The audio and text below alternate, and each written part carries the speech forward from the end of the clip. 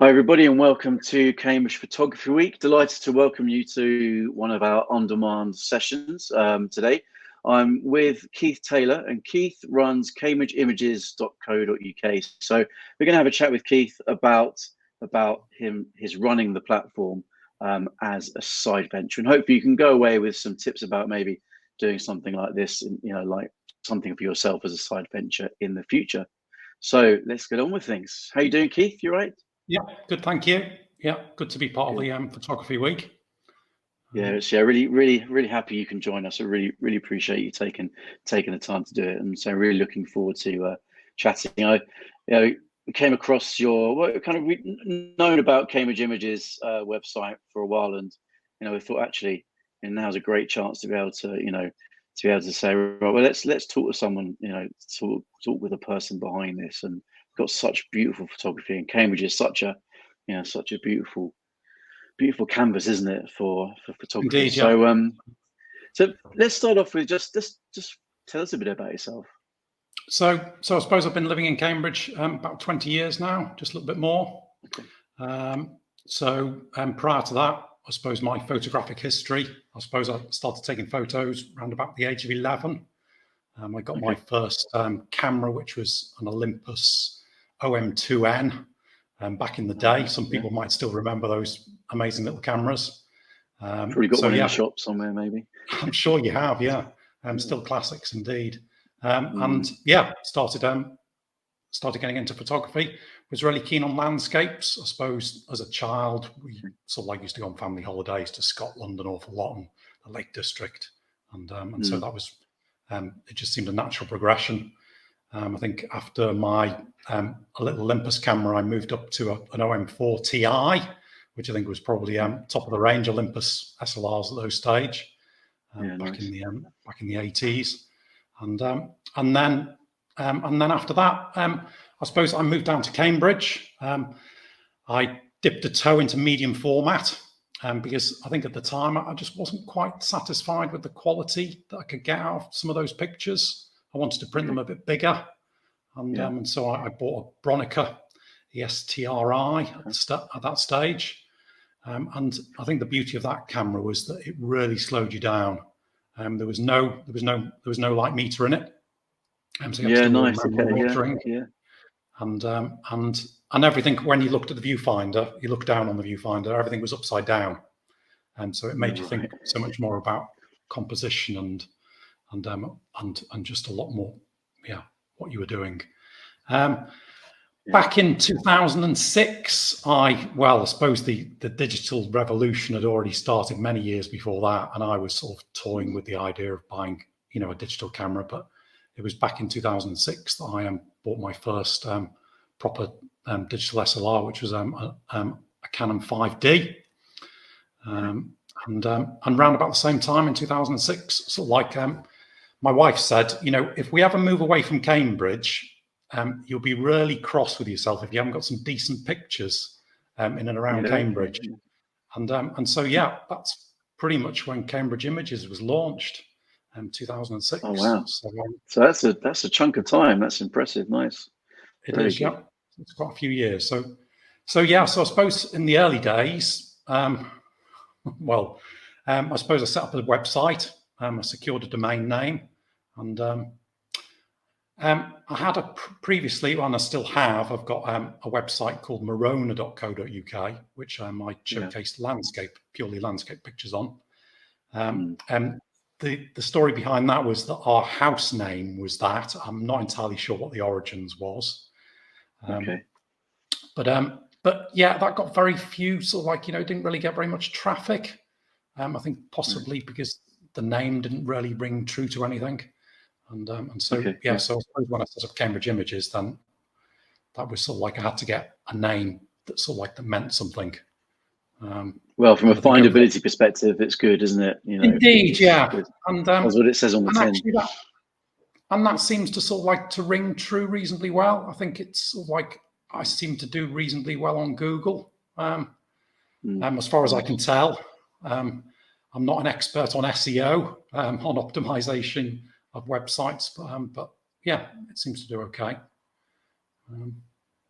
Why did So you yeah, so why did you set up? I mean, you said your wife said, you know, you'd be kicking yourself if if I you don't know. left Cambridge I and suppose it was always a. I suppose it's a back in 2006. Then social media was very much sort of like, well, for me, it was, you know, I suppose people had Facebook accounts and things like that, but I sort of steered clear a little bit of Facebook.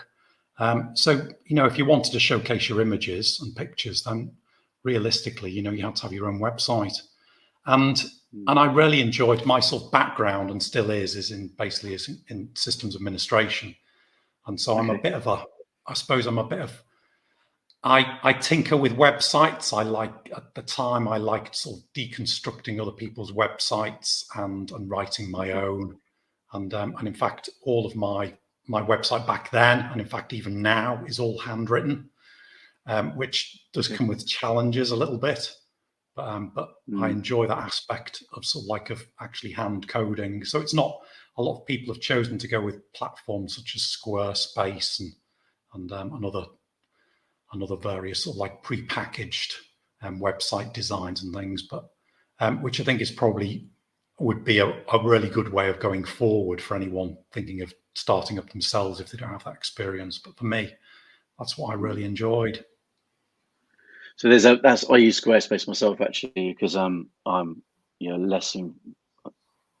less inclined for the technical side of things like you are, although I have been worked with it for a number of years, but I like that blend between the kind of the creativity and technical aspect of photography, but then also the technical aspect of what you do, because see, photography isn't you probably spend a fraction of your time doing photography Yes, because indeed. you've Yeah. got a job as well, haven't you?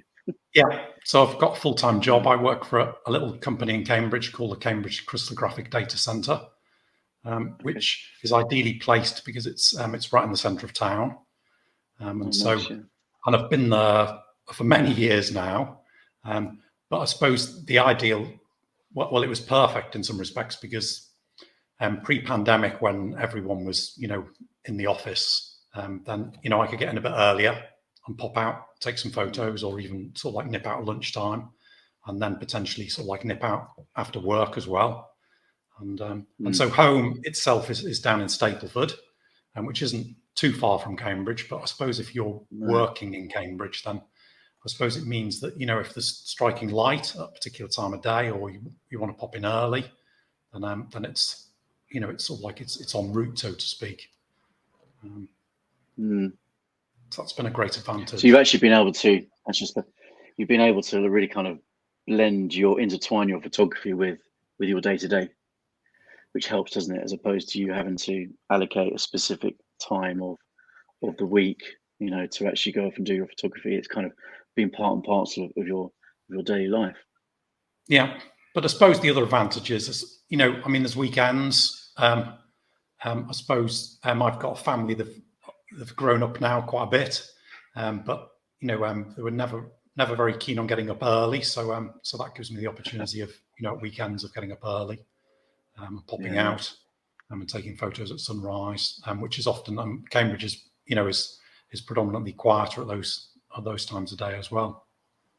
Lovely. Well, what we'll do is we've got a link to your website in the description of this video, so people can go and look at it. But before they do that, let's should we give them a bit of a taster of some of the shots you've taken. So let's go to the first one. This is a lovely snow scene. So tell us a bit about this one.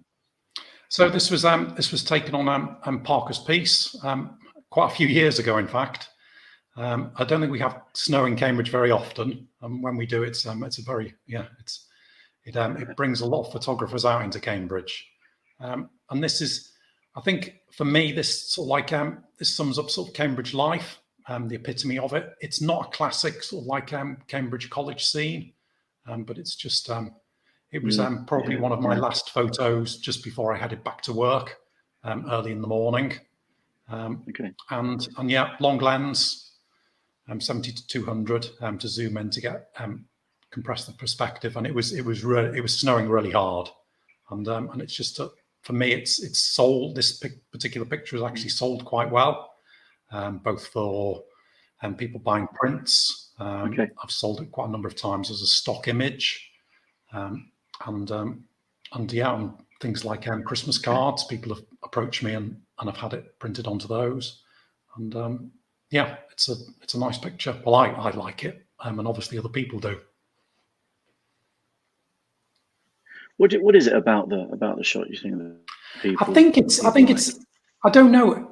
Part of me is a sort of like as more of a sort of like my background and sort of like in real passion is more landscape photography, and so probably few of my pictures actually feature people. Okay. And I think it's actually that interaction between people that I think appeals to people.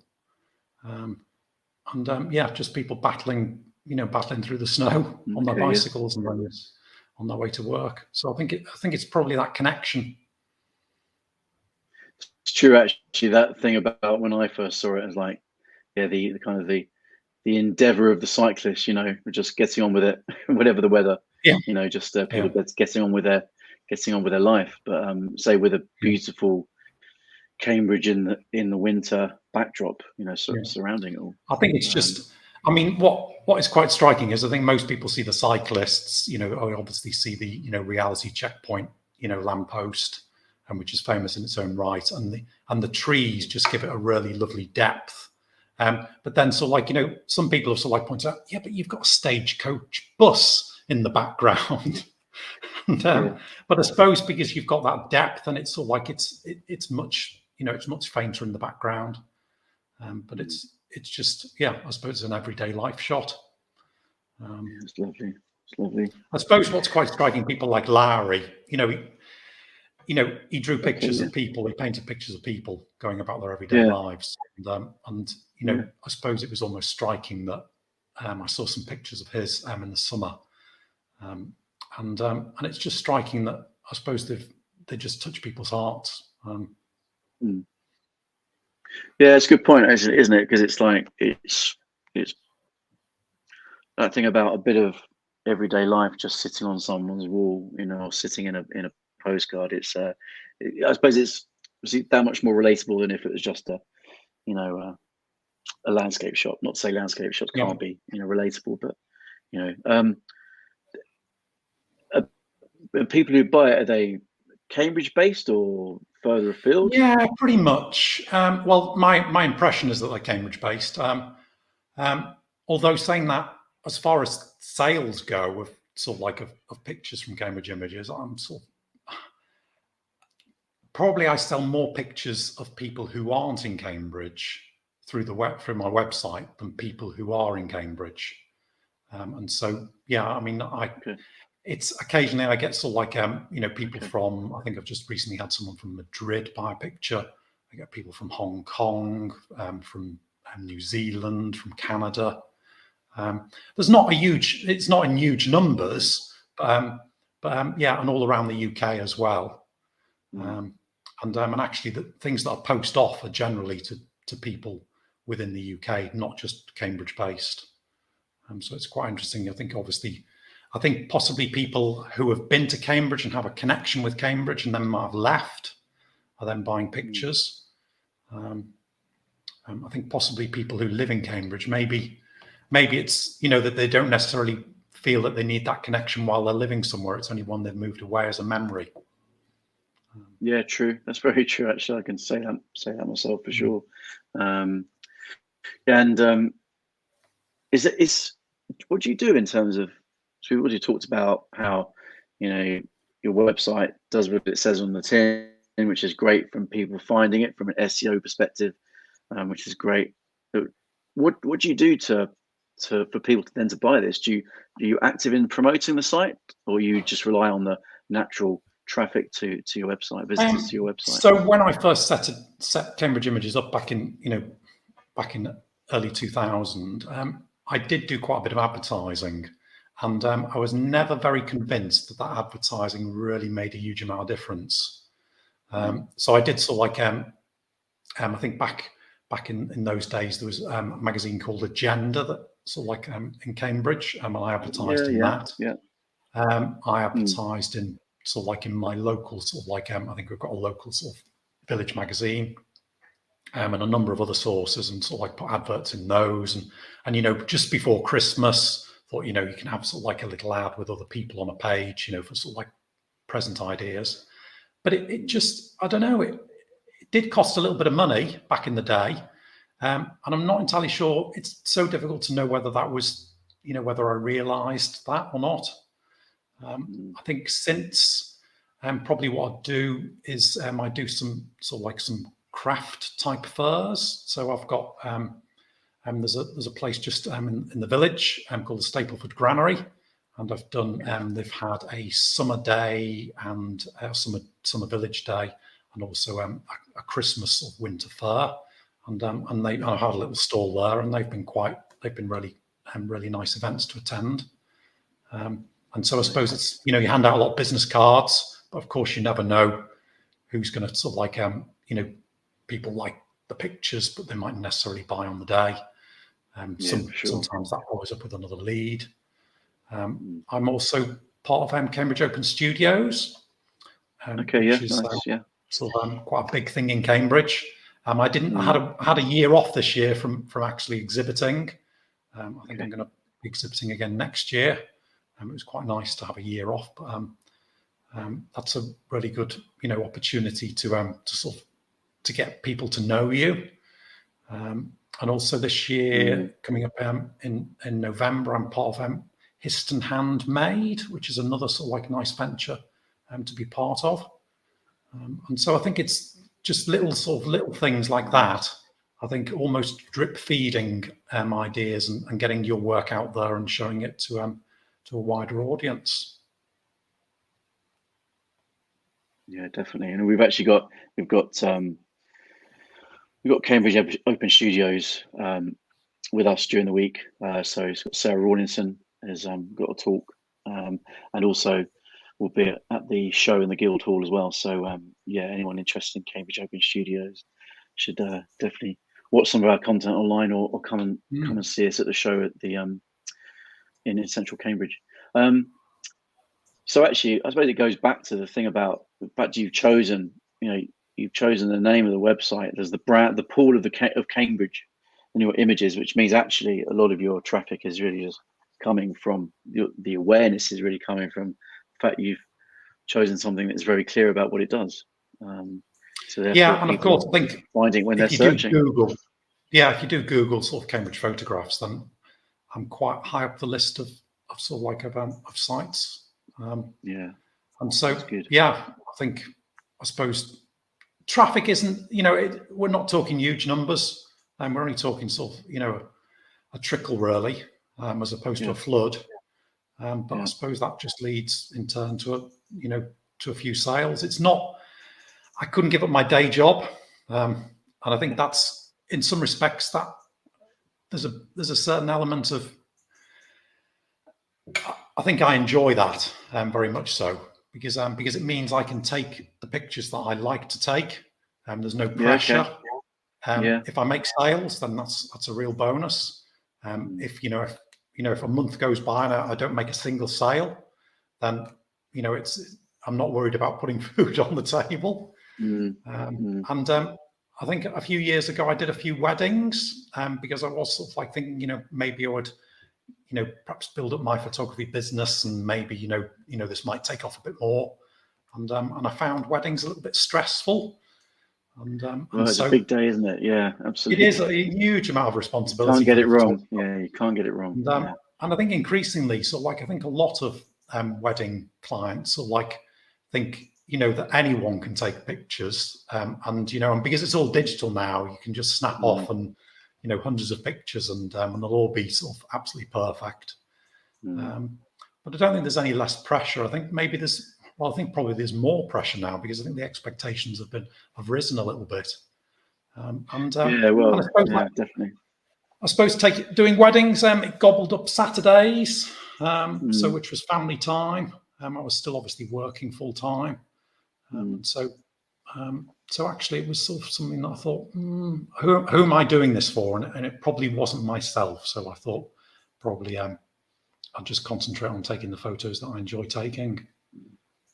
That's an important moment of reflection, isn't it, to do that? I think that's something. If anyone is, we've had conversations with a number of photographers over the years, and that thing about choosing something that being quite honest with yourself about what you really enjoy doing, because if you are going to be having it as a because if you do ever go into it full time, then you've got to be sure that it's something you want to do. Yeah, but there's that balance with it becoming a hobby and then becoming an actual job. So it's different for different people, isn't it? But it's important to I think think there's about a lot more pressure, certainly, if it becomes a full-time job. Yeah. And I think the reality is that I think photographers these days, I think you really have to have a number of different income streams, and you have to diversify quite a lot to be able to make a living successfully out of photography. So I think a lot of the people obviously that that I followed maybe on YouTube or in other areas, they've got their YouTube channels, they've got their social media channels that they're selling stock images, they're doing workshops. I think there's lots and lots of different threads to the work that they have to do. And of course, with that comes a lot of pressure. Yeah. Might include this, but I'm just now kind of naturally just interested. Would you ever? We don't have to include this in it, but would you? So would you ever consider like moving into that area and kind of doing a workshops and focusing, going 100% into photography? I think there's certain challenges within Cambridge itself to do workshops. So I think sort of like, I think certainly street photography and things within Cambridge, I think is quite open. But I think a lot of the colleges are sort of like it's quite restricted access. And so I think actually workshops is probably quite a tricky one as well. I think I would be I don't know when I choose to go out and take photos, it's essentially, it's like, it's when the weather conditions are just sort of like, are just really good. And, if the weather isn't performing very well, then I just sit at home. And so I think the challenge would be, you book a workshop with people and then the weather sort of like lets you down. And I suppose the challenge is you've just got to work with that. But again, I suppose it would be extra pressure. So like arranging a workshop and then, having to sort of like deliver a product.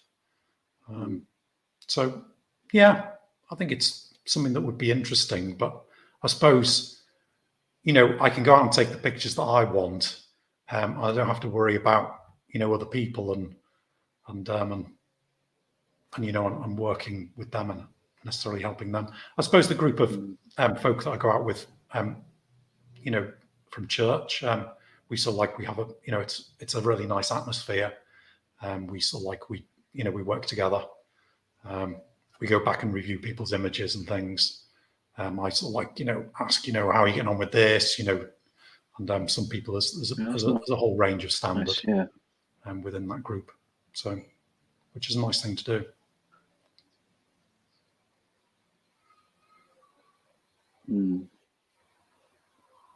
That's good. So you're in a way you're going beyond your photography and actually like spending time with other people, helping them, giving them tips and advice about their own photography. It's easy to do that. Some of them don't need it. How many? Yeah. Okay. Yeah. All right. Yeah. You got some good ones there. Yeah. Yeah. How many photos have you got? How many shots have you got on the Cambridge Images website? Oh, goodness. There's a question.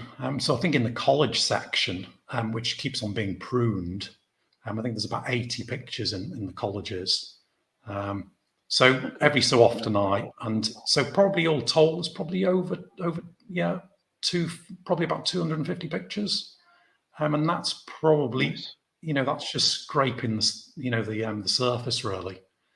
I've got a lot more pictures. I've got a lot more available as stock. Images. So I think every so often I do go on, so like, if I take a few more pictures I revisit the same sort of like area, and I think actually that's a little bit better, or it's quite similar to a previous shot. then I'll prune previous shots yeah. out, feel that it's better.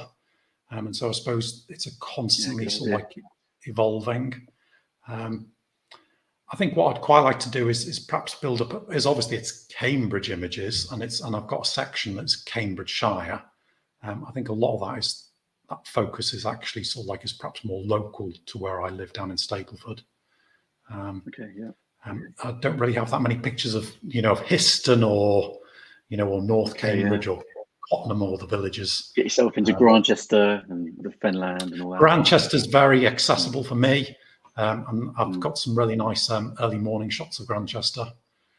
Okay. I've sort of like I've managed to get to Grantchester for some cracking sunrises down on the meadows. That's beautiful. So right it's yeah. And what do you enjoy about it? What is it? You've been running it for a number of years, nearly, well, not for 20 years. So what is it that you enjoy? I think it's just really nice. I suppose for all of us as photographers, then I think it's nice to get, if actually someone wants to purchase one of your pictures, then actually that's a sort of validation that they like it. And I think that's why so many people post pictures on social media. That the reality is, I think we all like validation. We all like people to give us that thumbs up. And I suppose some social media platforms are maybe a little bit fickle, maybe a little bit shallow. People will give you a thumbs up, if you like their picture, or whereas obviously if someone wants to purchase a picture off you, and I think it's sort of like it's a compliment, and they obviously must like it enough to to want to buy one. Yeah, I mean, look, if they're willing to, pay for something they end up putting on their wall or putting into their, Christmas cards, and anything else, it's that is a lovely compliment. And as so well, you're cyclist. Oh, go on, sorry. As well, for me, so like the other thing is, it's really nice to actually. No, go on. You were saying. It's so many photographs languish on hard drives these days. Yeah. And never actually make it into print. I think that's actually, for me, actually seeing a picture. Yes, but not just printed, framed and mounted and framed. And so it's sort of like so actually that's what I quite like. Although, so like on my website, I sell prints unmounted. I sell mounted prints and canvases. So it's but it's for people in Cambridge. Then I do actually sell framed prints as well, and that's the sort of like the final thing that people are going to hang on their walls. And it's just really nice to see that. So yeah, pictures that I've got on my hard drive, it's really nice when someone sort of like buys a different picture from my website that I've not necessarily seen print before, and then I get it through the post. I'm able to mount it up and frame it, and it's really nice to see. Yeah, so it's interesting you say that, because one of our team, Hader, he's a print specialist at the shop, and he's doing a session at the Cambridge Photography Show on Saturday, the 8th of October, talking about photo editing, and how that can, kind of elevate your photography, but especially he's talking about printing as well, because, it's such a shame that photography has never been more accessible, but we just don't see it enough actually printed out, and it's important to be able to kind of enjoy your photography and actually let people you're connected to enjoy your photography as well. So yeah, big up to getting things printed for sure. Absolutely. So let's show some other ones of we've got a couple more photos here that we're gonna share. So bear with me a second. So this was a shot. I actually went out with a group of friends who I quite frequently go out with from church. So like a little group of photography friends, and a chap. Okay. I think it was Jeremy at the time. A chap that I still see occasionally. He had taken a picture of a shadow of a bike, and when we were reviewing our photos in sort of like in a cafe in Cambridge, I thought, why didn't I see something like that?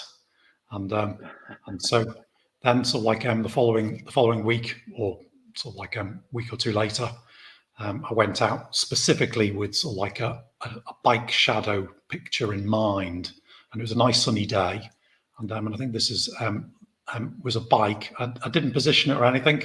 It was leaned up against Senate House, and it was just in the perfect spot.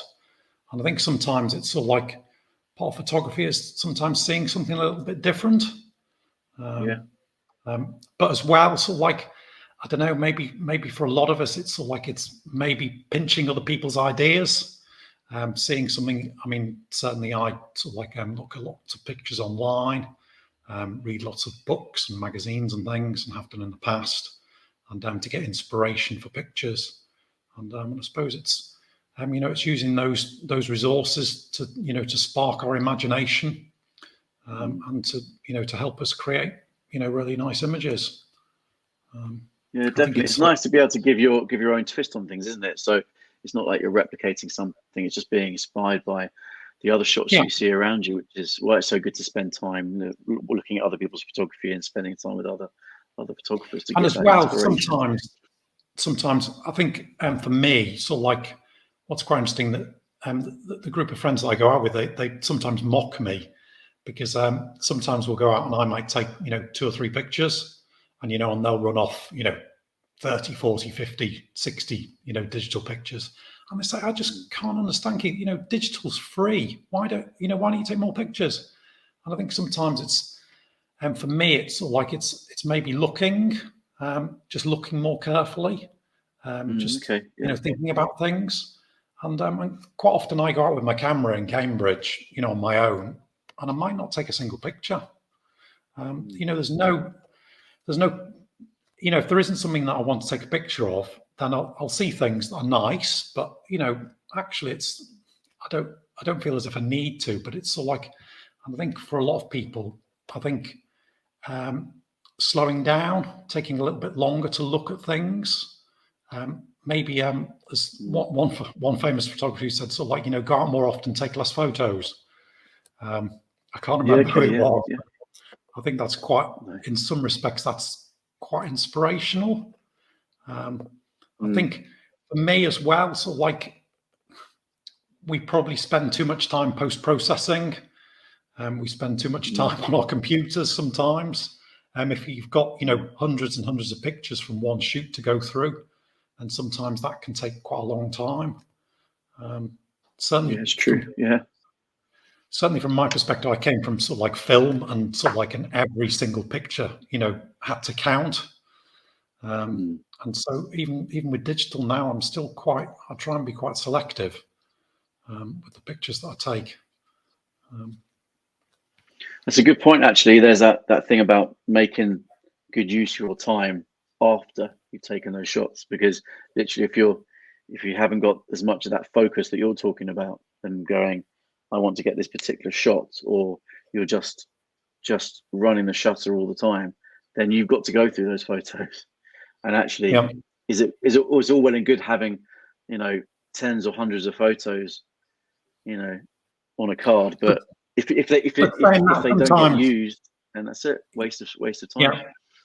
Sometimes there is a necessity to take more photos, though. So I suppose a great example was the previous Parker's Piece shot. To get sometimes you're concentrating on getting the right shot.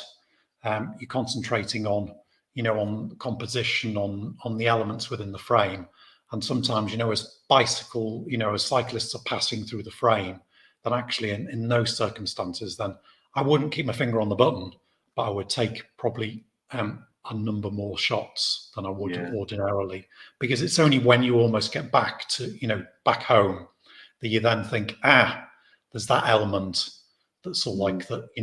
It would be nice if that cyclist was just a tiny little bit further on, just to balance out the frame better.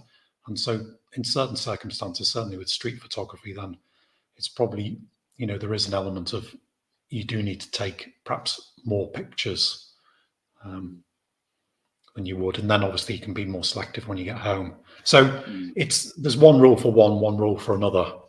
It doesn't always ring true. No, true. And your other photo, so your other shot is we're going outside of Cambridge now, a bit further afield. Tell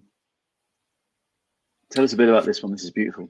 So, sort of like in lockdown, when we couldn't get out and about so much, this was sort of like probably in the first lockdown, it just made me appreciate sort of like what I had on my doorstep all the more. And this is actually a view which is probably about a 3-minute walk from my home, in Stapleford. And it was a very early morning summer sunrise.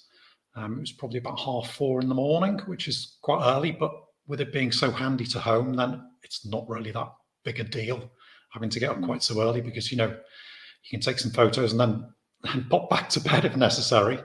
But I think certainly lockdown sort of like made me appreciate my local surroundings far more, and encouraged me to, and still encourages me to actually get out and take photos locally. And I think as photographers, I think it's quite important that we sort of like are slightly more mindful of the environment, and perhaps a bit more conscious of our carbon footprint.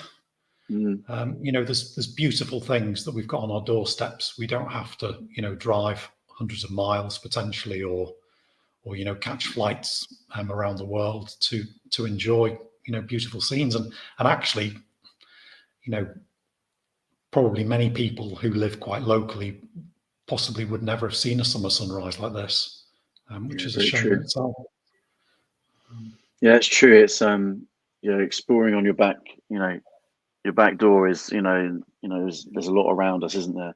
Especially when you look at, somewhere like Cambridge. It's just there's so much for it to offer. You're talking about, taking photos, near the Senate House, to being in Grantchester, Meadows. There's this, and then there's the river. There's all sorts that are literally not far from a lot of people who'll be watching this.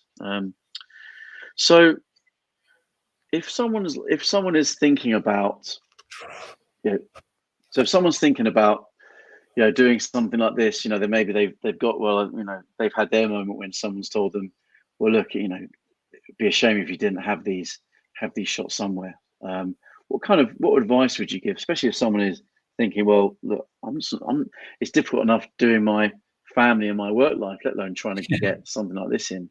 Now, how would they go about, setting? What advice would you give someone who's maybe thinking about doing something like this as a side project? I think start off small. Try and have a maybe sort of like a friend recently is like he's got an exhibition at the Locker Cafe in Cambridge.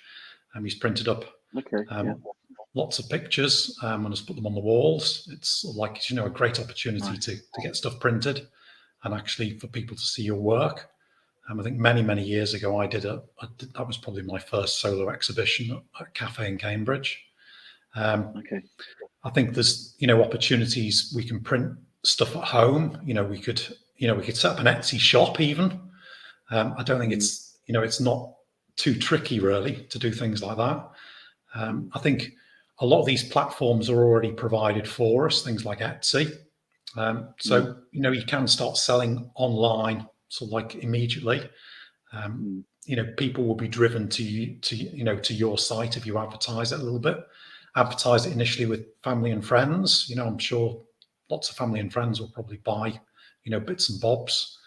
And I think to get a feel for if people are actually interested in your photography, you don't have to launch straight into a big website with full sort of e-commerce packages and things. I mean, myself, I'd still use PayPal. I mean, it's a very trusted platform, so all my payments go through that. It's quite straightforward. It's not rocket science to set up. I think certainly platforms like Squarespace, they already have that built in. For £10-15 a month, you can set that up. You could give it a go, see how you get on. I think just start off small, and see how you get on. I think that's the beauty of it. So since you've you set up the website back in 2006, so it's been running for a number of years. Have you has what you've done and how you've run the website evolved over time from what you've learned?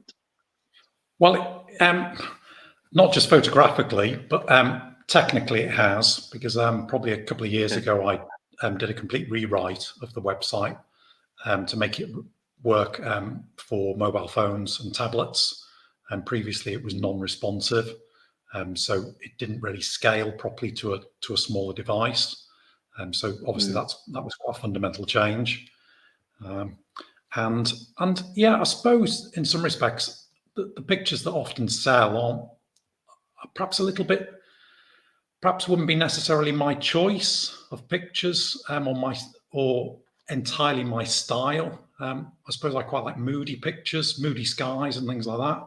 And I think sometimes the pictures that sell a little bit more frequently are perhaps, the nice blue skies and with white fluffy clouds.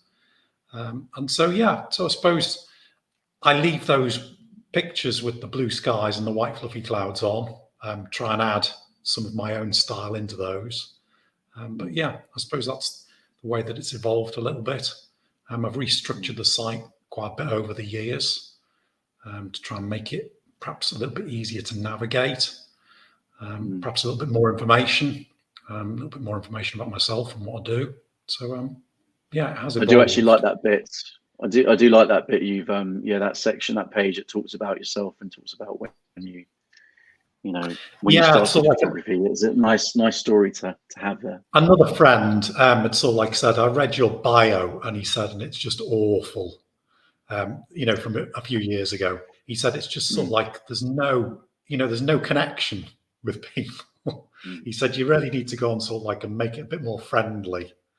And so yes, that was one thing that I did. What we were talking about, as you're saying that you like to build websites, so but actually you don't have to be like that. There's plenty of companies out there that offer you free or cheap services to be able to host and make your photos available. And of course there is social media as well. Instagram is a popular place, not just for great photography these days and so much more, but these platforms are definitely keen that as many people consume content on their platforms, so they do what they can to do that. I suppose, is there also an element of just putting your work out there, maybe being quite vulnerable a bit and just getting it out there, and if you only get a little bit of engagement, is it the end of the world? People are busy doing other things. Yeah, it's quite interesting. I mean, I came to the Instagram party very late in the day, and in fact, so I've got two sort of like handles on Instagram. I've got my sort of main landscape photography one, and also the Cambridge Images one. The Cambridge Images one gets a relatively small following. What's quite interesting is the landscape photography one is gets a much greater following. I think possibly it's just perhaps a greater appeal to people. But of course, it's sort of like, there's so many variants. You post a picture and you think, this is from, actually, I really like this picture. I think it's a really good picture. It's well structured. You post it on social media and you get 5 likes. And you think, gosh, that's a bit disappointing. And but there's so many variables. If you were to post that, an hour earlier, you might have got 20 likes. Exactly. If it's a law unto itself, really. And so I think sometimes I think we've got to take things with a bit of a pinch of salt, really.